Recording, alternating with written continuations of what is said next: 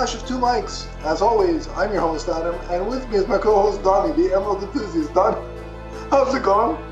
Hey, what's up, Flash fans? It's the man whose ring runs on fanboy energy, the podcasting machine, the big nerd in green, here to bring you Flash greatness, comic book greatness in a flash. It is the Emerald Enthusiast. Now you're laughing, and you said Flash several times just to remind me what podcast we're actually on. Because there was a moment in time where we started recording, and I said the wrong podcast. But that will never make it to air because we don't have a Patreon, and I ain't, like, if I have to start airing my mistakes on video, then you will have to pay a heavy premium for those. So you won't see that. I screwed it up a little, but I could have screwed it up a lot because I was laughing really hard before we started recording here. Right. So we are back for another trip through the Speed Force, and we are going to be covering there's a couple of things. There's some news regarding the movie. Yes. Quite a bit of news regarding the movie. And there are 2 more episodes of the current modern day comic book that we are going to review. So, Donnie, we're going to start with the big screen adventure of The Flash that will be coming to us in November of 2022. Yes. Filming is underway. It is happening. I think we can all say hallelujah to that. After much starting and stopping over the years, it's finally happening.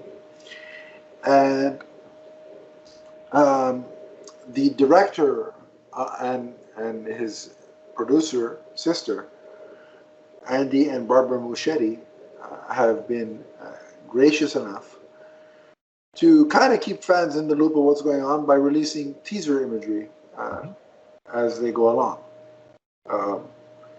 I think last time we talked, we had seen Michael Keaton's Wayne Manor.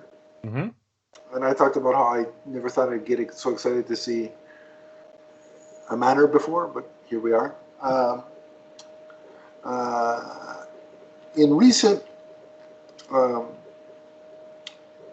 weeks and months since then, we've gotten a lot more meaty, spoilery stuff. We've gotten, let's start with the less meaty stuff. We've gotten a couple of set chairs, a Barry Allen set chair and 2 Bruce Wayne set chairs, because of course there are 2 iterations of Batman in this movie.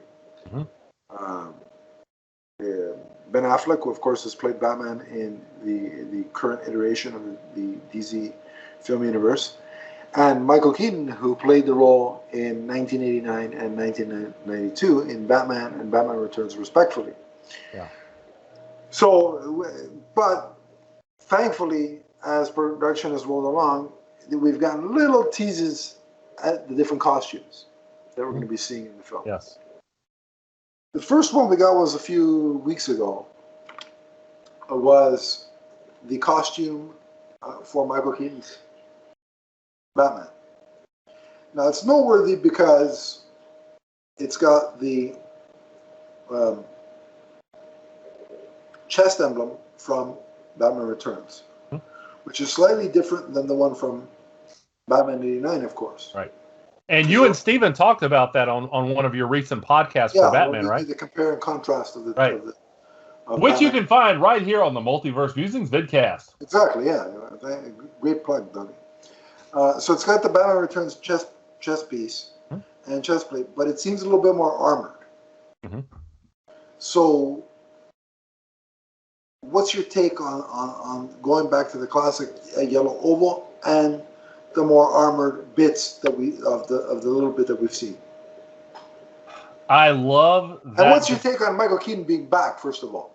First, I have a huge soft spot for that movie. That Batman '89 was the first superhero adaptation that I was ever a fan of, either on TV or movies. Okay. I was actually sick my junior year of high school, and I think I watched that every day for about 2 weeks, like so about 14 times in a row. I can tell you just about all the dialogue. I love that design. And I like the idea that maybe he's since he's going to be older in this, he has more armor to be a little bit more durable, since he probably won't be able to rely as much on speed. But to see this brought back into the continuity, back into the consciousness, I'm very excited to see it. Yeah, I when I saw that, I lost it.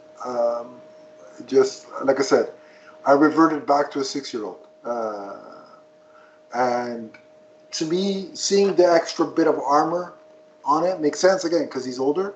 Yeah. But it also gives a little bit of Kingdom Come vibe to me. So I sense that we're getting a little bit of a compromise of it's going to be similar to the Return suit, but with Kingdom Come flair to it, which I think is a good way to go, because had they done the straight up Kingdom Come look from the word go, I mean, I know what it is because I've read Kingdom Come countless times. Right. But to the average film goer, right, the general audience member, when you think of Michael Keaton's Batman, that costume is iconic. Yeah. Yeah. So I think the compromise is a good idea. Then, and we'll talk more about Michael Keaton in a minute because there's more pictures. But then we got the same kind of suit logo reveal for the Flash. His costume, at least from the bits we could see, is quite a bit different. As we know, in Justice League, whichever version you're talking about, the theatrical or Zack Snyder's Justice League, it's a very armored suit. Right. Much more so than the TV suit, yeah. Yeah. From what we can see, this is more materialistic,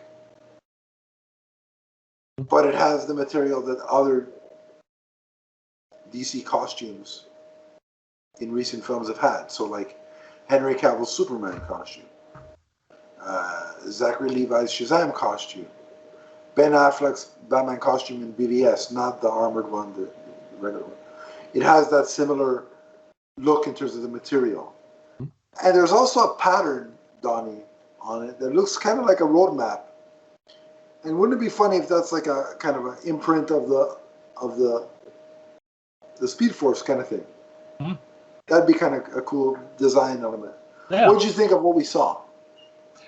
So far, everything that I've seen from this movie looks really good. And the logo of the Flash looks very traditional. Yes. As opposed to the original one we saw in Justice League. Mm-hmm. From the little bit, and I like the Justice League suit, so before anybody goes off and starts yelling at me for saying this, I enjoyed the Justice League suit. But from what we can see, I like the look of this one better already. Well, the Flash should progress as a character, and I think his uniform should reflect that. So I think we should see something that looks a little bit less, just kind of thrown together, and something that he has spent a lot of time thinking about of how to maximize his speed. So I think it can reflect progression for the character. Right. And then, that's not all. Just recently, they treated us to the same suit chest piece logo reveal of Sasha Calle's Supergirl. And the S shield is very reminiscent, but slightly different, to Henry Cavill's Man of Steel logo. The difference is the way the bottom connects to the rest of the shield. The bottom of the S connects to the rest of the shield. Yeah. But otherwise, it's the same general logo design. It's the same. It's got the Kryptonian writing, an inscription in the S. Yes. Which I don't know Kryptonian, so I don't know what that means. I always love it though when I hear Kryptonian speak Kryptonian. It could say, maybe it says, "Don't put me on your list." I don't know. I hope not, because it's too late if it does. But what do you make of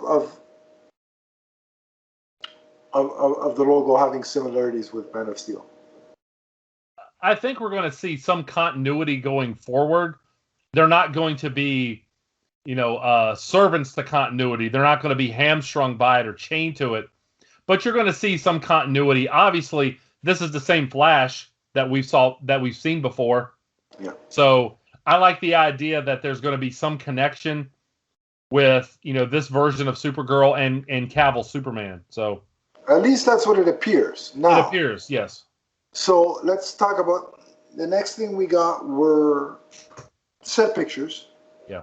I like the fact that revealing this caused so many segments of how can I put this, very whiny fans on Twitter to go off, and I was just kind of watching the chaos.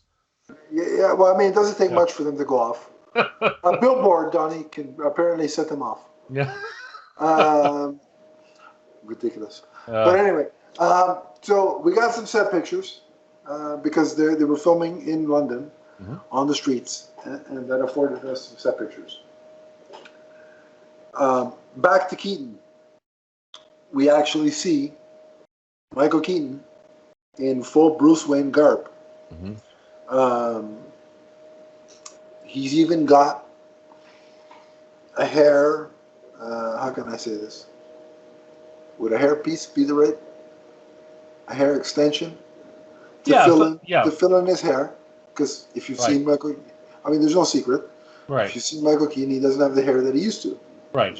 It's part of being 69 years old. Right. To some people that happens. Yeah. But the hair. And it's okay. You'll survive. It's of course. Right. Yeah. I mean, if I ever start going, then I'll just go Lex Luthor and call it a day. Then I could be the greatest criminal mind of my time. And when I plot to steal your figures behind you, I'll be in character. I'll be in full.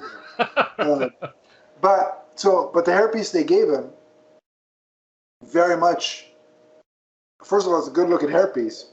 Because when I saw the picture, I'm like, oh my god, it's the same hairstyle from the two Burton movies, and I just reverted back to a 6-year-old.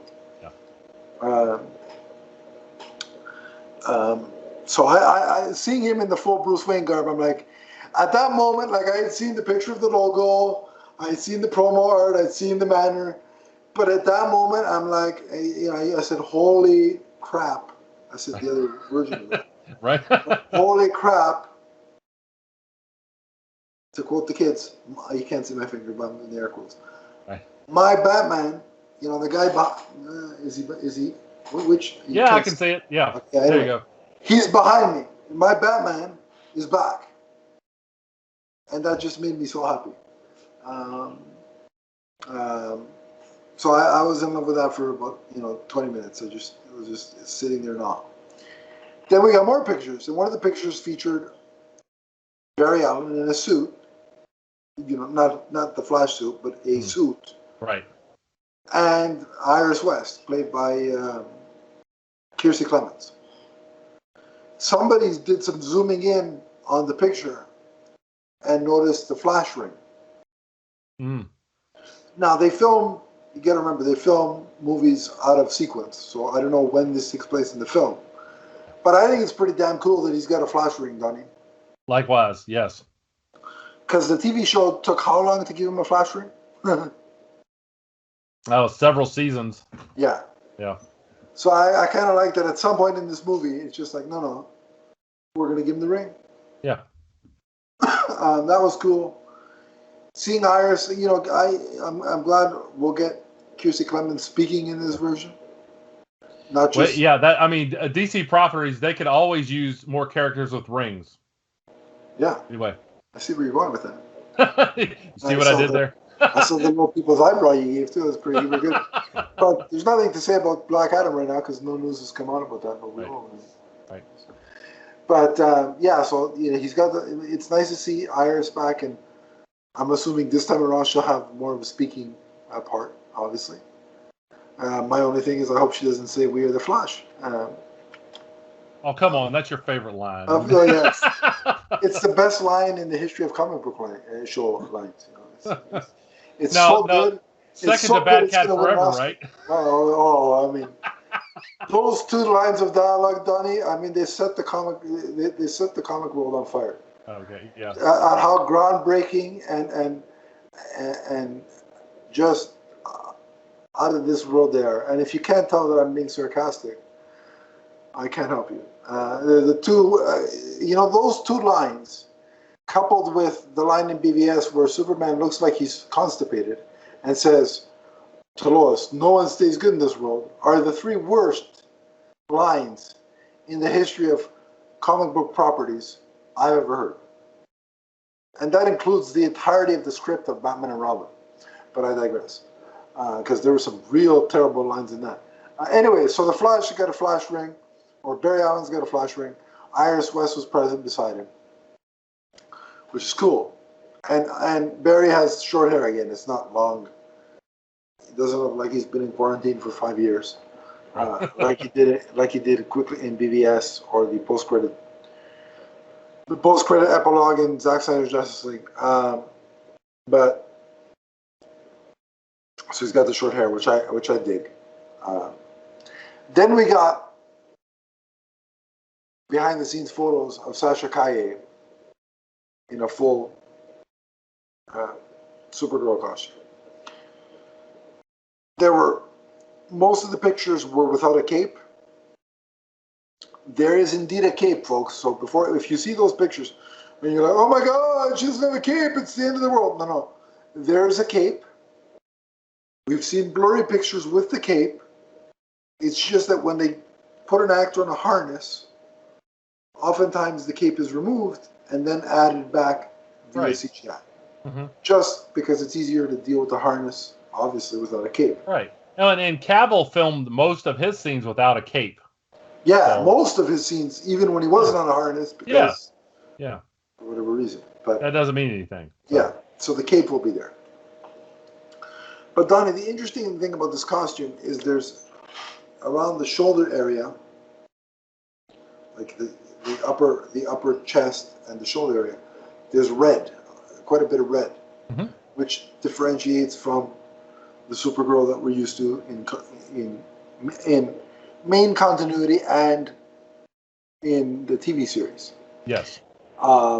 In fact, if you're familiar with the Injustice comics, correct? Oh yes. I love that story. So it's fantastic. We got to review it at some point. But there is a particular iteration of Supergirl in that comic that exists via like a dream sequence or a hallucination.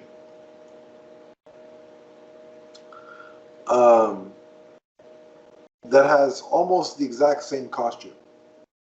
Like, literally almost 100% verbatim. That character was Lara Lane Kent, the daughter of Lois Lane and Superman. That daughter, just for some brief context, in the context of the Injustice story, Lois Lane was pregnant. She's accidentally killed by Superman because he was infected with a concoction of Joker gas and fear toxin. Yeah, he thought she was Doomsday in this story. Yeah. And so, but she appears via dream/vision sequence. So, just my question to you is, what if, Donnie, the Supergirl that Sasha Calle is playing is a future timeline version of the daughter of Superman and Lois Lane? It would make sense. And I'll also say I've never thought that this was Cara Danvers. I've always believed that it was some other version of Supergirl. Okay. So I wouldn't be shocked if that is the case indeed. So that would make sense with them keeping a similar S logo to Henry's. Sure. And it would also kind of line up with a little bit of, for the fans of this particular version, Zack Snyder's Justice League. Because at the end of that, remember one of the epilogue scenes, remember at the farm? Mm-hmm. Yeah. Lois was pregnant. So what if that is the child? And through multiverse shenanigans, she gets aged up and brought into the main universe. Right. It's possible. You never know. That could be Bruce's baby, though. I'm just kidding. Well, that was part of the 5-film arc, wasn't it, Donnie? Yeah. Which I think would have been ridiculous if it ended up being Bruce's kid. Like, nonsense, I tell you. Superman and Lois, that's the couple, all right? None of this bull. Yeah, okay, I get it. When she dies in Kingdom Come, I think he goes with Wonder Woman. That's fine, whatever. It's cool. But I like me some Batman and Bruce Wayne, but I no way condone or want to see Bruce Wayne and Lois Lane together. Yeah, Bruce Wayne and Lois. The names are too damn similar. Bruce and Lois together. I don't want to see that. Like everybody knows, I don't ship except for when Amazon's going to deliver me things. Like a He-Man figure that I had to order from the UK because it's not available here yet. Anyway, but that's the only time I ship things. Collector rage. Yeah, I'm going to turn into a Red Lantern, which I'll probably have to buy the ring from a different Amazon because it probably ain't available in Canada, damn it. But anyway, I digress. But I don't ship things. But if I had to ship something, it's Clark and Lois. Claw is forever. From the first time they share a byline to the last, damn it. No Clara, no. What would Bruce and Lois be? Blois? I mean, that doesn't even make. That sounds ridiculous. It even sounds terrible. Well, I mean, Clark and Diana. Cliana, what the hell would that be? Yeah. It's ridiculous. No, it's Cloris. See, it even sounds, for stupid shipping names, even that sounds good. So, none of this BS about, Bruce and thing, and then the son grows up to become the next Batman. I don't want to see that. No. Yeah. So, if this ended up being connected to the Zack Snyder Justice League, but they retconned it to be Clark and Lois's child, so be it. I'm down with that.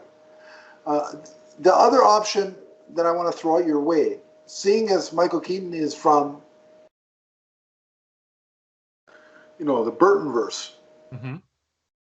I have two potential scenarios for you as to the identity of the Supergirl. Okay. She could very much still be indeed Lara Lane Kent, but what if she's not the daughter of this Earth's Superman and Lois, like the Cavill and Amy Adams? But two things. What if she's the daughter of Christopher Reeve, but I put the S because apostrophe S, not Reeves. Christopher Reeves does not exist. Right. It's Christopher Reeve. But when you talk about plural, you have to put, Right. But what if she's the daughter of Christopher Reeve and, that version's the Lois Lane of 1978. Yeah. Right? She could be that. Okay. I had never thought about that. It's a good point. But since Keaton's Batman has representation, it would follow that you might want to have some representation for Christopher Reeve era Superman, and that could be a way to do it. Yeah. Or, here's a wild speculation, but follow me. Michael Keaton is playing Tim Burton's Batman, right? Okay. Tim Burton at one time was supposed to direct Superman, right? Right. Which would have starred Nicolas Cage's Superman, heaven help us all, and I believe Courtney Cox was the choice to play Lois. Yes, the defunct Superman lives. What if Sasha Calle's Supergirl is actually from Michael Keaton's Burtonverse and is the daughter of Nicolas Cage's Superman? That would be interesting. Yeah, that would cause a lot of chatter online. Yes. I mean, it would. First of all, it would upset the certain stands who, if it's not Snyderverse, we riot. It would upset them. But I would be down for either of the three possibilities. Sure. And for the record, if she ends up being Kara, I'm down for that too. Like, I know people are making a big stink because, she's got short brown hair. Who cares? Yeah. But like, seriously, folks, can we stop? Can we get over this BS? Yeah. You can't say it's not like the comics because I just told you, Injustice, look. It could be a scenario where they're taking the look of that Supergirl and still making her Kara, just to differentiate from the show. Yeah, could be. Sure. And it wouldn't take much to differentiate from the show lately because all you'd have to do is be good. But I digress. Oh. Anyway, but yeah. So in terms of the suit, it's a full body, like she's wearing pants. Right.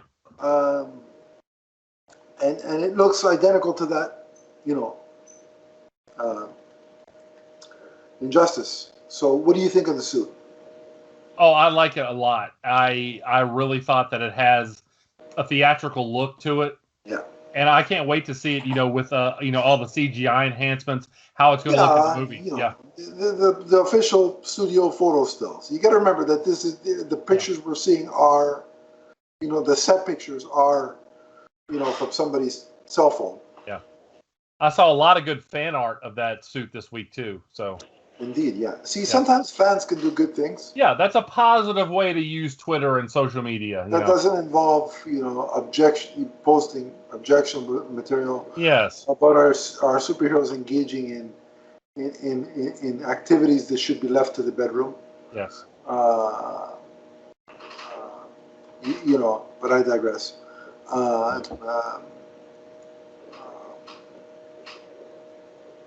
Notice how they handled that on Lois and Clark, on Superman and Lois. Superman and Lois. You mean to say it tactfully? Yes. What do you know? You can show a healthy relationship without, going and being, gross and X-rated and all that stuff. So yeah. Yeah. Yeah. So that kind of fan art, I dig it. So keep that coming. Exactly. But Donnie, I got to tell you, everybody knows,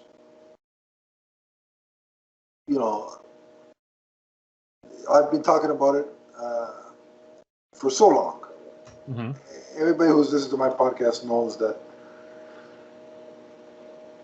when last year's fandom, DC fandom, I should say, not fandom as in, people. Group of people. But last time when DC fandom hit, the trailer of trailers of that event was the Batman trailer. Mm-hmm. For the longest time, that movie was my highest anticipated of the upcoming crop of DC films. Mm-hmm. The Flash has now taken that spot. Okay. A part of that is Michael Keaton returning as Batman. I'm not going to lie. But Flash is third on my list, tied for third with Green Lantern in terms of my favorite DC characters. So not only are you giving me Michael Keaton's Batman, but you're also giving me Flash and Supergirl, and it's a multiverse film. Mm-hmm. You're finally embracing the multiverse on film, which DC should have been doing friggin' since 1980, whenever the first Batman movie came out and the last Superman movie came out. Since then, that's when they should have been doing this, but they're finally doing it now. Of course I'm going to be excited for this movie. I can't wait. Yeah. And that's the movie, those two movies, the Batman and the Flash, is when I plan to be in a theater. Again. Okay. Everything else I can watch, home entertainment. I don't care. But for those two, my butt's going to be in a seat, in a theater. And the rest of you too, right? Well, I hope so, because I can't see with my butt. Unless I develop some sort of superpower where I can see with my rear end, the rest of me is going to need to be in the theater. But, sorry, that's a dad joke. It's what I do. Yeah, well, clearly, yeah. But yeah,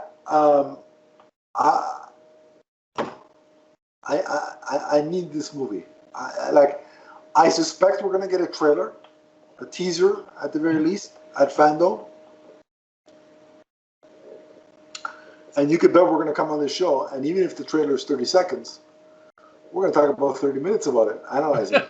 That's how we roll here. Hey, I'm always down to podcast. And you're lucky it'd only be 30 minutes, because if it was my original old co-host, it would have been 5 hours. So I digress. But Donnie, what is all this material that we're seeing done for your anticipation for the Flash? Where are you at in terms of the Flash movie? I'm really excited to see the progression of this character. I've told you that I thought that the Flash was the weakest of the characters that I saw in the Justice League movie. I thought that he needed the most development from a solo movie. I think this is going to take that character to that next level, and I'm just very excited about it. And like you, I'm excited at this idea of bringing characters from different multiverses to assure that you get maximum impact with this movie. Not to skew your words though, but you said maximum impact. What if there was a maximum effort to have Ryan Reynolds cameo as Green Lantern? What would your reaction be to that? I'm not saying it's happening. I'm not starting anything. I'm just saying hypothetically. I'm not opposed at all. Not at all.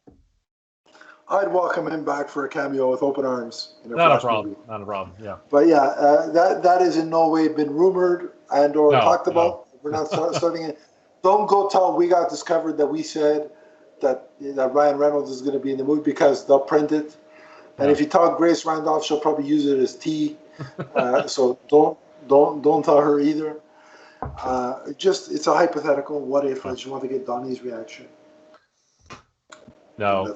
Someday we'll go into the whole, Green Lantern movie, but I think the movie's gotten a lot of undue heat, and the criticisms that it received a lot of them were unfounded. So, but we're not a Green Lantern podcast. We're a Flash podcast. Well, we are, but not today. Not today. Yeah. But if you want to hear about Green Lantern, you can on the Emerald Echo vidcast, available right here on YouTube. You can also hear us on iTunes and Podbean. The Emerald Echo podcast, part of the Multiverse Musings podcast network. Very good, too. That was excellently done. All right, so that's all we know about the movie for now. We will, of course, keep you apprised as more becomes available. But that transitions us over to the comic books. So, Donnie, we have 2 books today. So which ones are they? Flash 770 and 771. All right. So Flash number 770 opens with a conversation between Jay Garrick and Happy Terrell, the Golden Age Flash and Golden Age Ray, respectively. And we see that the 32nd President of the United States, Franklin D. Roosevelt, is sending them on a mission. So what did you think of that opening scene, sir? It was very aptly timed to coincide with the release of Justice Society World War II, the animated feature. I thought, and I don't think that's a coincidence, because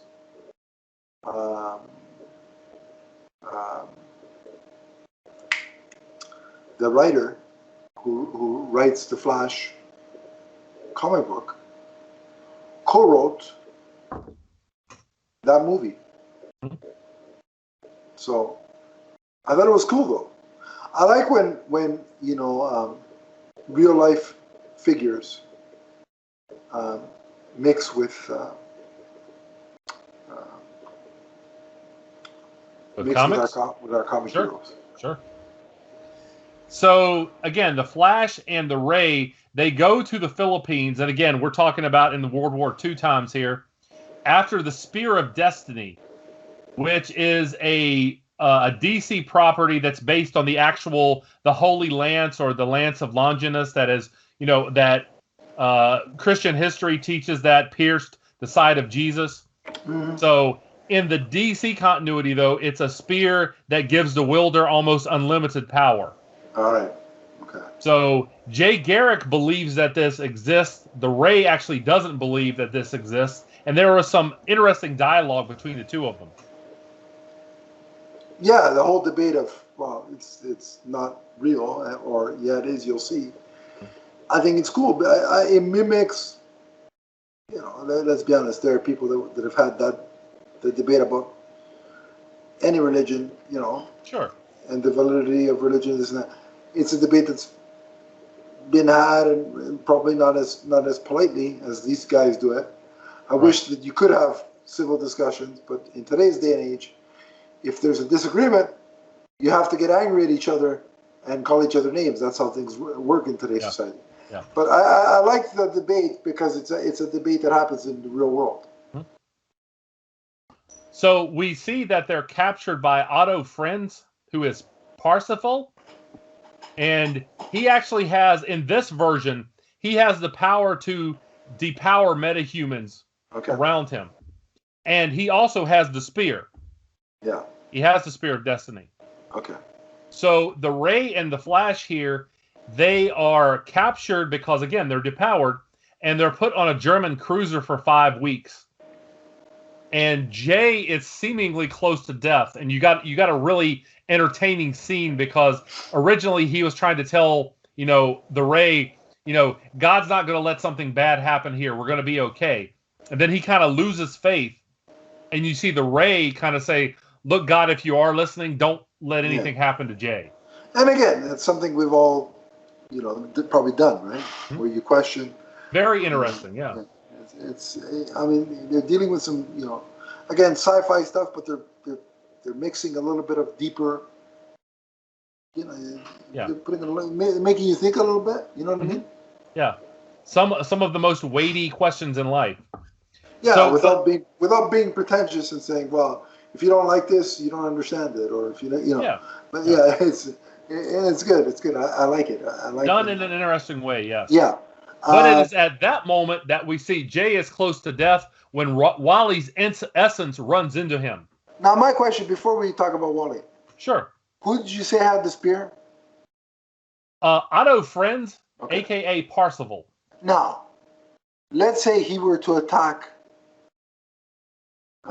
Jay with the spear. Okay. Do we have it on good authority? Do they, by chance? Because when there's a spear involved, I like to ask this question. By chance, is either of their parents named Martha? Why did you say that name? All right, go. I knew where you were. I swear, every time, you know what they got to do, and I'm probably going to get struck down with lightning for saying this. Next time they make, like if they make a remake of like The Passion of the Christ, somebody's got to scream out Martha when that soldier has the stick. Okay. So that somebody else can go, why did you say, like the guy next to Jesus on the other guy on the cross, right? Okay. Like somebody screams out Martha, and then that guy lifts up his hand and like, why did you say that? Okay. I mean, let's make it a comedy. And I mean, they've made a musical out of the thing. Right. Right? So why can't a comedy be next? Okay. Anyway. Well, if they do that, I'm gonna kind of slide away from you. If there's a lightning bolt, if you're the one who did that, I'm gonna be like, Well, I won't make the movie. I don't want the wrath of God to strike me. I'm just saying, somebody should make. Some controversial filmmaker should make that a comedy of that. I've got a list. I got a couple in mind. I won't say the name because that'll spark problems on the internet. Right. But he could make it, and we could have an extended cut, director's cut. Anyway, continue. Okay. You know where I'm going. Okay. So Wally is able to free them because, again, obviously he is, he has, a kind of a healthy essence within Jay. Yeah. But Friends, he has given again, we're talking about Parsifal here. He's given the Spear of Destiny to Adolf Hitler. Which is never a good thing. Which is never, obviously, when Hitler's involved, nothing good ever happens. But Hitler has actually been hit with, like, the surge, some of the Speed Force energy. You see that lightning bolt kind of pass through him. So now Wally is still in communication with Mr. Terrific and Green Arrow and Barry Allen back in the present. So Ray and Wally, again, Wally in Jay's body, they go after Parsifal and Hitler, who are now in an airplane. And they're able to get the spear away from Hitler, which protects them when Hitler eventually explodes from the Speed Force energy. Correct, yeah. Right. Which couldn't happen to a nicer guy. Well, I mean, personally, if it was me, I would want a even more painful death for Hitler. But that's just me. Like I would like Frank Castle should get his hands on. That would be interesting, yes. On it, like that's a comic I'd like to see. Frank Castle travels back in time as the Punisher to kill Hitler. Like somebody make that. Marvel, get on that. Yeah, I interesting. mean, Danny, what is it? Danny Cates? Mm-hmm. He could write the Donnie hell. Cates. Yeah, Donnie Cates. Yeah. He could write the hell. Somebody give him that assignment. I don't know. Hell, I'll write it. Hire me. All right. Anyway, So, but no, a couple of interesting things.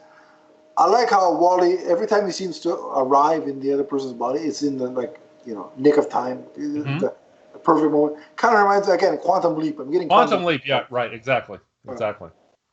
So Wally jumps out of Jay's body. You see, well, he's pulled out into the Reverse Flash in the Super Friends continuity. That was at the very end of the yes. Yeah. The other part about this issue that I really liked was when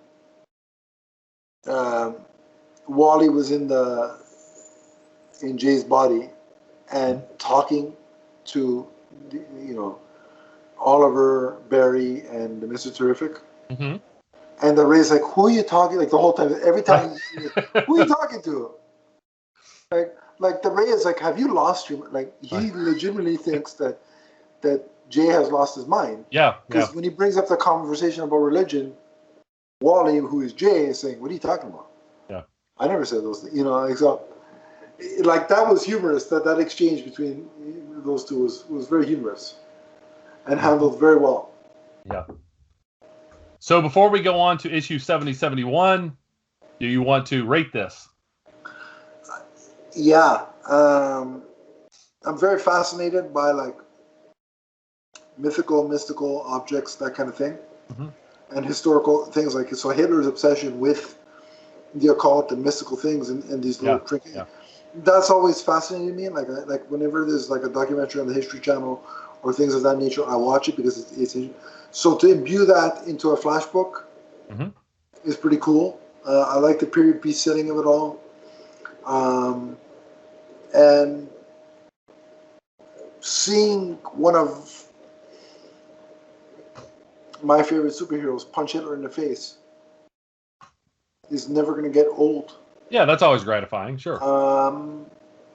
I think the character work, the banter is on point here. Like I just mentioned about that the back and forth exchange there between the Ray and Jay/Wally. How would you hyphenate that? Jolly wouldn't be it. I don't know. Anyway, whatever the kids would do. But I think the writing is a 5. I'm really loving what Jeremy Adams is doing. And the art is spectacular. So I'm going to say 5 again. 5 on both counts. 5 for art, 5 for story. All right. I'm going to give it a 4 and a 4. And by the way, I will get to the creative team at the end here. So I saw you trying to skip that. Don't think I didn't see your tactics there, sir.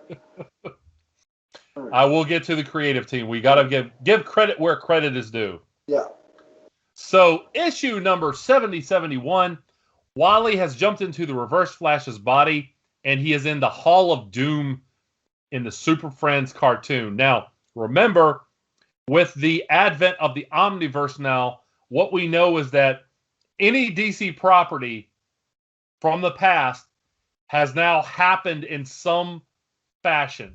And so any DC property can be used for a story. Okay. That everything is in continuity in some manner. So every Elseworld story, every TV series, every animated movie, whatever, it's all in play. So somebody could make basically they could do the Red Rain storyline, where Batman becomes Dracula. Oh yeah, that's a good Elseworld. And Robert Pattinson's Batman could be part. Imagine that. Yeah, like, the synergy of that would just be out of this world. But yeah. I just had to say because I'm like, man, that's just too good to pass up. They should do that on principle. They should do that. But anyway, I digress. So just for a second, I want to talk about this. If you've never heard our podcast before, the Super Friends. Yeah, the Super Friends was my introduction to the DC universe. Yeah. They are what spurred me to eventually go down to, find the spinner racks and any convenience store that I could find. That's what caused my initial love of comics was the Super Friends and any of the DC characters. So when your wife is dusting in that room and kind of curses to herself of how much stuff is in there, she has that show to blame. Is that what that's what you're saying? Yes. Okay. I never have. Yeah, I don't ever. If you're going to get a whole bunch of stuff like this, you've got to take care of it yourself. Come on now. I know. I just had to throw that out there. But yeah, I mean, the Super Friends. When I was a kid, that was it was slim pickings for a lot of for superhero offerings that weren't comics, and so that is what introduced me and influenced me to go out and get comics of basically anyone that was on that show. And I gotta say, in regards to that show, I've watched reruns, obviously, and that passed my childhood by about, you're 10 years older than me, so yeah. It passed by me by a little bit. But I watched the reruns, and I dig it. I mean, when you watch it, you got to put yourself in the headspace of the 70s. Yeah, I mean, it is very dated in a lot of ways, but there's also I think that's part of its charm, though. Yeah, and I love the way the characters are drawn. Very classic. Very, I dig it. Yeah, and that is reflected here. These are not like hyper realistic versions of the characters. You see them drawn in a way that reflects the Super Friends art from the 70s and early 80s. Yeah. So in this particular story, Superman's been depowered. He's also hit with a bolt of lightning from the Surge, and the Legion of Doom thinks that the Reverse Flash has just killed Superman. Yeah. So they look at this as the perfect way to induct the Reverse Flash because he just killed their greatest enemy. Yeah. Now, Lex Luthor, he's jealous of the Reverse Flash killing Superman, but Wally, in the Reverse Flash's body, tricks Lex into revealing that he has a file on everyone's powers. And while they argue, Wally slips away. So what do you think of that scene? Oh, I love Lex Luthor's jealousy, and I love how he confirms Wally's suspicion or Wally's accusation by saying, "Yeah, I think it's Cheetah saying, oh, I'm gonna do this to you." He's like, "No, you don't. You don't have that kind of power." And she's like, "How do you know? It's in your file." It's in your file. I couldn't stop laughing. I was dying. Like I said, I mean, this story was just a lot of fun. So, meanwhile, Superman is back up because he's Superman, but he's got the Speed Force energy in him, and Wally realizes that he has to find a way to drain it from Superman, or he might explode. I'm glad, Donnie, just to bring something up. I'm glad they didn't put him in the hospital because apparently an offhanded reference has caused a scurry of anger online. But I carry on, Donnie. I know what you're talking about. Yeah, that one picture, fandom. The simplest things that causes people to explode. Anyway, continue. So Luthor attacks with a ship that's capable of depowering Superman.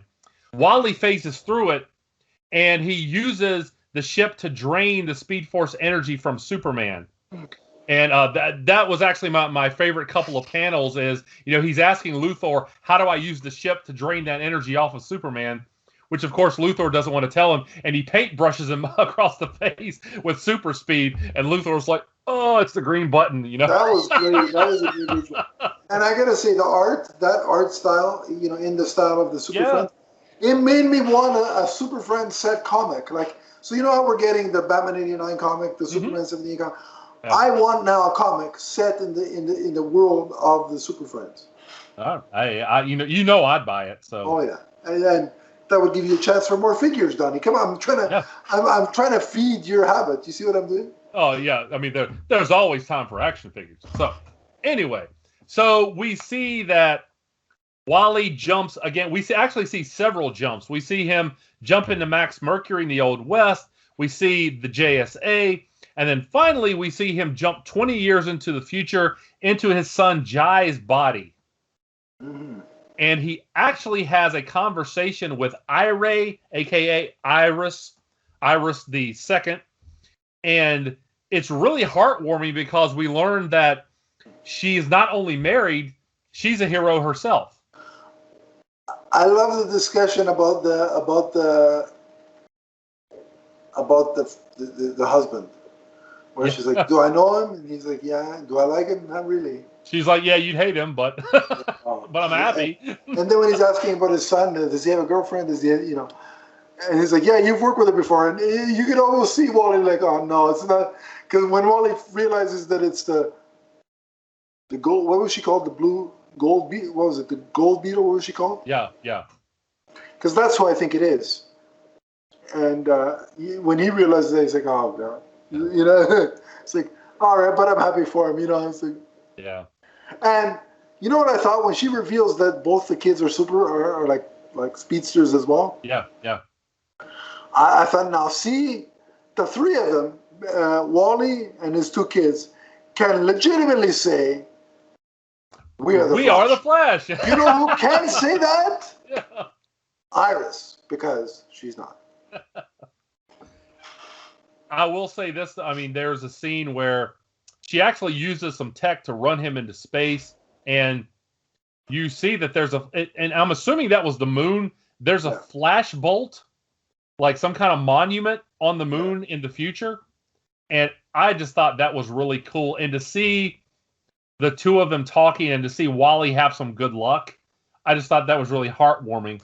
You know, it was, and I was kind of getting emotional. I mean, I wasn't blubbering like an idiot, but I was getting emotional when he had to go, and he's like, you know, he doesn't want to. I don't want to. I want to stay here. She's like, we have a whole lifetime together. She's like, and don't worry, you were a good father. You know, you're a good father. That's and that, you know, that's all any father wants to hear from a child is, you know, did I do well or not? Yeah. So. Yeah. All right, and then before the last jump, again, we see this, you know, emotional exchange between the two of them. Wally ends up in the big moment in Heroes in Crisis. Now, so he's back in his own body, but yes. Now, we're not going to go into that because it is so complex, but we are going to hit on that we'll give you some background on Heroes in Crisis in our next episode of A Flash of Two Mics. Yeah. But, Donnie, the interesting thing for me was Barry, Oliver, and Mrs. Terrific talking about what's actually happening in the Speed Force, which is the Speed Force is causing this. It's not something. They thought it was something that infected the Speed Force, was trying to get out of it. Right. Like, what was the explanation? You could probably do it better, but you know what I'm saying. I don't exactly remember which part you're referencing. I have to go back and see that again. But remember there was a scene where, because they're trying to close it's the opposite of what their actual objective is, and they made that realization after the fact. Right. Yeah. I can't remember exactly the wording he used, but I found that, you know, and it was something that Wally's daughter had said that kind of clued, or no, it was talking about the coffee making very throw up. Yeah, exactly. And it's like the multiverse is trying to throw up. Yeah. Like trying to get rid, which is like to the inverse of what they thought it was, like the opposite of what they thought it was. Right. Yeah. That was an interesting little wrinkle that we didn't. And maybe that's the event that it's trying to expel, is the Heroes in Crisis event, is what I suspect. That's a good point. That could be what's happening here. So, all right, before we give our rating, I'm going to give the creative team. I will I will do my best, as always. If I screw up somebody's name, all you got to do is leave a comment or contact us and tell me how to say it, and I'll do it correctly.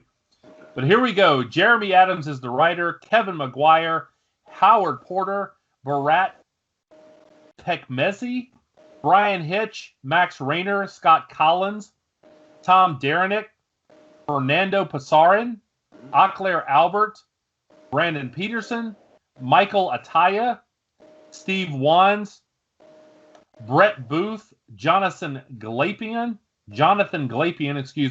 Alex Sinclair, Bixie Matthews, Mike Cotton, and Jamie S. Rich. Well, with all those names, you figure there'd be a post-credit scene at the end of the book. That's a lot of people. Yeah. That's all, you know, the artists and the letterers and the variant cover people and so. Yeah. Oh, you did good. There were some hard names in there, too. Yes. The first two were easy, but then after that, it was like...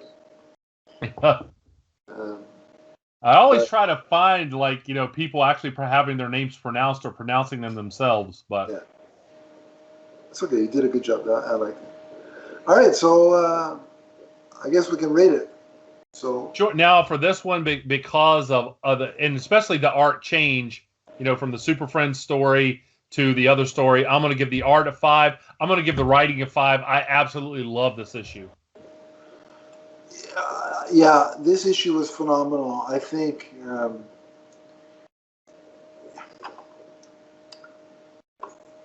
what works really here is they have a lot of fun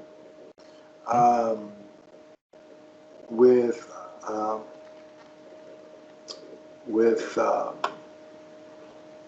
the Super Friends aspect.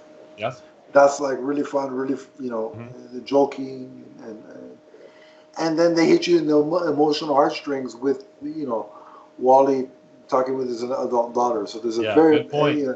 Very different shift of emotions they're playing with, and it's done so well by Jeremy Adams.